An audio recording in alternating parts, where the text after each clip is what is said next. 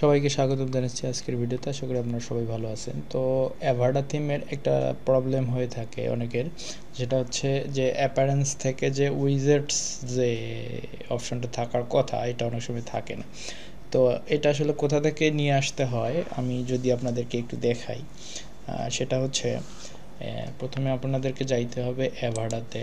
অ্যাভাডার options থেকে এখানে যদি আমরা পারফরমেন্সে ক্লিক করি, পারফরমেন্সে ক্লিক করার পর দেখেন যে ফিউচার্স নামে একটা অপশন আছে 2 নম্বরে। তো এটাতে যাওয়ার পর দেখেন এইখানে লিগেলি হচ্ছে যে উইজেটস যে এরিয়াটা আছে এটা কিন্তু অফ করা আছে, এটাকে আমাদেরকে অন করে দিতে হবে।